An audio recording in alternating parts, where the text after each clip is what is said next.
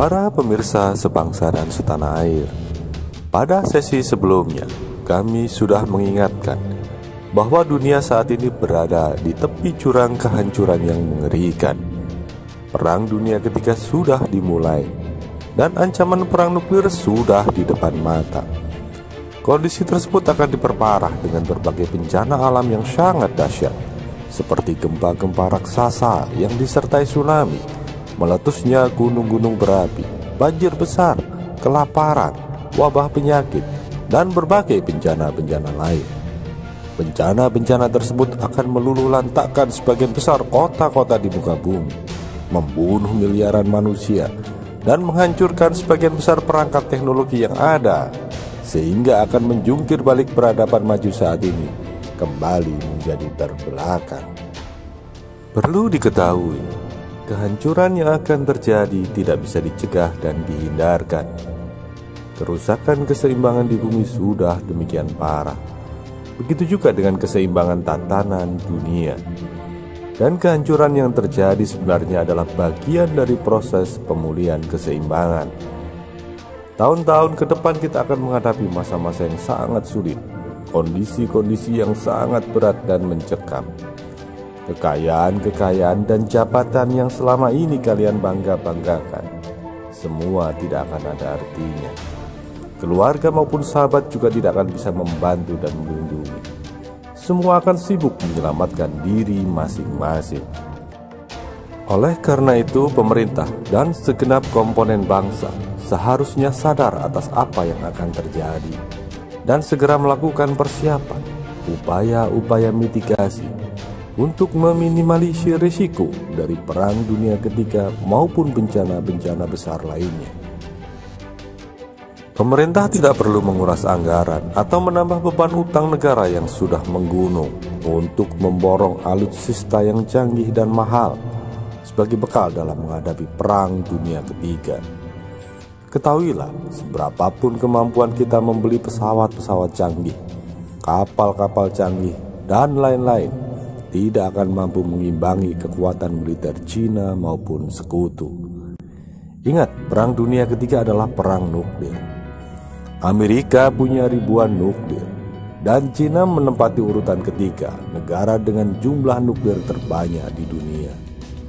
Jadi tidak akan ada gunanya kita melawan mereka. Semakin keras kita menghadang mereka, semakin babak belur kita akan dibuatnya. Lihatlah yang terjadi dengan Ukraina. Sekeras apa dia menghadang Rusia, semakin hancur negaranya.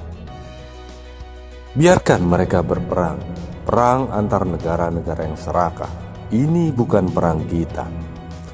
Kalaupun pada saatnya mereka memaksa invasi ke negara kita tidak perlu menghadang dengan kekuatan penuh dan berdarah-darah, bahwa perang tidak akan berlangsung lama. Saat mereka sudah babak belur, mereka akan hengkang juga dari negeri ini. Perlu diingat bahwa musibah-musibah besar dunia adalah bagian dari rancangan yang sangat dahsyat, mekanisme perbaikan sistem keseimbangan ciptaan Tuhan.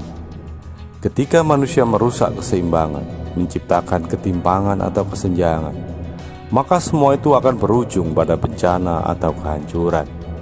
Saat itulah mekanisme pemulihan sistem keseimbangan sedang berjalan, baik keseimbangan alam, keseimbangan sosial, maupun sistem keseimbangan lainnya. Jadi dalam rangka mitigasi Perang Dunia Ketiga dan bencana-bencana besar lainnya, satu-satunya jalan adalah menata kembali pengelolaan negara dengan berbijak pada prinsip-prinsip keseimbangan. Dan perbaikan sistem keseimbangan secara menyeluruh merupakan implementasi taubat nasional kepada Sang Maha Pencipta. Perbaikan dari berbagai kebijakan negara yang selama ini telah menimbulkan kerusakan keseimbangan alam secara masif, menciptakan ketimpangan atau kesenjangan sosial ekonomi yang sangat dalam, dan berbagai bentuk ketimpangan-ketimpangan yang lainnya. Ketahuilah bahwa implementasi sistem keseimbangan akan menciptakan kemandirian dan ketahanan dalam keseluruhan aspek, baik ketahanan lingkungan, sosial ekonomi, kemandirian dan ketahanan pangan, serta ketahanan pada aspek-aspek yang lainnya. Ini adalah bekal utama dalam menghadapi bencana besar yang menghadang di depan. Kita lihat negeri ini, negeri yang dikaruniai kekayaan sumber daya alam yang luar biasa. Negeri kepulauan di Khatulistiwa dengan intensitas penyinaran matahari yang cukup serta curah hujan yang tinggi, sehingga dikenal sebagai negara agraris. Dengan karunia Tuhan yang luar biasa tersebut, harusnya bangsa ini mampu untuk mandiri, bersuasembada, bahkan menjadi eksportir produk-produk pertanian. Namun faktanya hampir sebagian besar komoditi pangan kita masih diimpor dari negara-negara lain. Indonesia adalah termasuk negara pengimpor beras terbesar di dunia. Selain beras, kita juga mengimpor gula, kedelai, gandum, bawang putih, daging sapi. Bahkan negeri dengan garis pantai yang sangat panjang, jutaan ton garam harus diimpor dari luar negeri. Sungguh sangat memprihatinkan. Ada kesalahan yang sangat fatal dalam pengelolaan negeri ini. Dan yang sangat miris akhir-akhir ini, negara pengekspor batu bara dan minyak sawit terbesar di dunia kesulitan memenuhi kebutuhan dalam negerinya. Ini menunjukkan bahwa iblis kapitalisme sangat berkuasa di negeri ini. Bagaimana kita mampu melewati tahun-tahun yang berat ke depan dalam kondisi bangsa yang rapuh dan lemah? Ketahuilah, pangan adalah sektor ekonomi yang paling mendasar. Setiap perang maupun bencana-bencana besar lainnya akan berimbas pada krisis pangan yang hebat. Ini akan terjadi di sebagian besar negara di dunia. Akan terjadi bencana kelaparan yang hebat di muka bumi. Akan kemana kita mau mencari bantuan jika masing-masing negara mengalami krisis pangan? Kalau pemerintah kita cerdas, mereka seharusnya menghentikan proyek-proyek raksasa yang menghabiskan anggaran besar, seperti pembangunan infrastruktur di kota-kota besar dengan jalan yang sudah bertingkat-tingkat. Untuk diketahui, perang akan mentarget penguasaan kota-kota besar, dan disitulah akan terjadi konflik yang berdarah-darah, dan kota-kota besar akan luluh lantak diterjang oleh mesin-mesin perang. Dan pada saat itu setiap negara juga dituntut mandiri dalam penanganan gawat darurat dan penyediaan obat-obatan. Karena bencana akan banyak mengakibatkan jutaan manusia cedera dan rawan wabah penyakit. Kita juga perlu menjaga hutan-hutan kita, karena ke depan akan semakin langka keberadaan udara bersih maupun air bersih. Ini yang sangat mendesak untuk segera dipersiapkan. Meski kemandirian yang lain secara bertahap juga harus dipersiapkan. Dengan kata lain, diperlukan pemerataan pembangunan. Anggaran pembangunan di perkotaan harus dialihkan untuk pembangunan di pelosok-pelosok daerah, khususnya di luar Jawa. Membangun infrastruktur pertanian, pembangunan lokasi sumber-sumber air, pembangunan dam dan irigasi, serta cetak lahan pertanian secara masif. Program transmigrasi harus kembali digalakkan, karena dibutuhkan sumber daya manusia dalam jumlah besar untuk menggarap lahan-lahan pertanian yang sudah dipersiapkan. Di sisi yang lain, pemerintah harus melakukan restrukturisasi organisasi pemerintahan.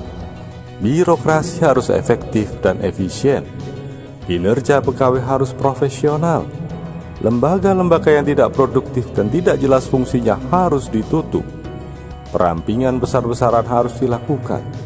Ribuan bahkan jutaan pegawai pemerintah harus siap dialihfungsikan untuk menjadi pelaku-pelaku usaha yang produktif di sektor pertanian, meski harus dibekali dengan pelatihan yang serius. Demikian juga dengan anggota TNI yang sedang tidak berperang, bisa diarahkan untuk terjun ke sektor-sektor pertanian produktif, membangun pertahanan pangan. Jadi semua sumber daya harus dikerahkan untuk persiapan mitigasi besar-besaran. Dibutuhkan pendanaan besar dan kebersamaan. Perlu pemangkasan gaji dan tunjangan pejabat pemerintahan. Pendapatan harus berbasis kinerja dan produktivitas, bukan atas dasar posisi atau jabatan seseorang. Perlu kontribusi maksimal pengusaha besar dan menengah, serta orang-orang kaya yang selama ini telah banyak menikmati hasil kekayaan negeri ini. Kalau mereka tidak mau kooperatif, aset harus disita dan dikelola untuk kepentingan negara. Intinya semua komponen dan aspek harus diseimbangkan dan dikelola berdasarkan prinsip-prinsip keseimbangan. Lantas apa yang harus kita lakukan sebagai pribadi-pribadi dan warga masyarakat? Sadarilah bahwa Tuhan dengan susah payah telah menciptakan alam semesta beserta isinya dengan keteraturan dan keseimbangan yang sempurna. Disadari atau tidak, bahwa selama ini kita telah mendurhakai Allah, tidak mensyukuri karunia-Nya. Banyak aktivitas yang kita lakukan selama ini telah merusak sistem keseimbangan ciptaan Allah. Apakah itu keseimbangan alam, keseimbangan sosial, termasuk sistem keseimbangan yang ada dalam tubuh biologis kita sendiri. Meski setiap waktu kita sembahyang, sholat, berdoa, memuja dan memuji Tuhan, namun setiap hari pula apa yang kita lakukan sedikit banyak telah berkontribusi dalam merusak sistem keseimbangan ciptaan Tuhan. Dan selama ini pula kita telah menjadi bagian dari sistem setan, sistem kapitalis yang merusak keseimbangan, sistem yang hanya membuat kehancuran. Oleh karena itu, atas kesalahan-kesalahan tersebut, bermohon ampunlah kepada Allah, Tuhan yang Maha Esa, dengan setulus-tulusnya, dan bertaubatlah dengan sebenar-benar taubat. Dan janji Allah akan melindungi dan menyelamatkan mereka yang bertaubat. Kalaupun mereka meninggal dalam proses taubat, kelak Tuhan akan memberikan ruang yang ideal, surga di akhirat. Ketahuilah, taubat yang utama adalah melakukan perubahan perilaku ke arah yang lebih baik, berjuang mengerahkan segenap kemampuan untuk membangun, memperbaiki, dan menjaga sistem keseimbangan. Dimulai dari memperbaiki keseimbangan diri, keseimbangan keluarga, berjuang membangun sistem keseimbangan sosial, memperbaiki dan menjaga keseimbangan alam di sekitar kita, dan berjihad membangun tatanan negara serta dunia yang seimbang. Inilah esensi taubat yang benar, yakni menjadi bagian dari sistem keseimbangan Tuhan. Dengan kata lain, tidak ada ibadah yang utama selain membangun dan menjaga sistem keseimbangan menurut Allah. Dan semua amal ibadah kita tidak akan berarti jika kita mengabaikan keseimbangan dalam setiap aspek kehidupan. Jadi bagi mereka yang sadar akan kesalahan dan berniat melakukan taubat yang benar, segera merapatkan diri, menghimpun diri untuk bersama-sama berjuang membangun tatanan kehidupan seimbang. Membangun keseimbangan adalah bagian utama dari langkah-langkah mitigasi yang nyata sesuai petunjuk ajaran Tuhan dalam menghadapi bencana besar yang menghadang di depan. Dimulai dari kesiapan pribadi dan keluarga-keluarga untuk hidup seimbang. Selanjutnya menghimpun diri bersama orang-orang yang peduli keseimbangan, membangun komunitas yang seimbang di lokasi yang relatif masih terjaga keseimbangannya. Lokasi-lokasi pedalaman yang masih alami dengan keberadaan hutan-hutan di sekitarnya, dan bukan daerah yang rawan bencana, bukan lokasi yang rawan gempa dan tsunami, bukan areal di sekitar gunung-gunung berapi, serta bukan kawasan yang rawan banjir dan longsor. Dimulai dari skala terkecil, lingkup kampung, sebuah proyek percontohan kampung seimbang, kampung profesional yang mandiri, kampung yang memiliki ketahanan pangan, ketahanan sosial ekonomi, dan ketahanan-ketahanan yang lain. Kemudian dari lingkup kampung akan berkembang dalam skala yang lebih luas, menjadi desa seimbang, kota seimbang. Inilah sebuah bahtera kehidupan yang akan mampu menyelamatkan orang-orang di dalamnya dari berbagai bencana dahsyat. Dan ketika bencana besar sudah mereda, kampung yang sudah berkembang menjadi kota seimbang akan terus berkembang dan memproklamasikan diri menjadi tatanan negara seimbang, dan bahkan berkembang menjadi tatanan dunia yang seimbang. Demikian proses taubat yang benar sekaligus sebagai langkah mitigasi dalam menghadapi bencana yang luar biasa dahsyat. Segeralah bertaubat sebelum terlambat. Ingatlah semua kebijakan kita, perilaku kita, dan apa-apa yang kita miliki akan dimintai pertanggungjawaban di hadapan pengadilan Tuhan. Pikirkan dan renungkan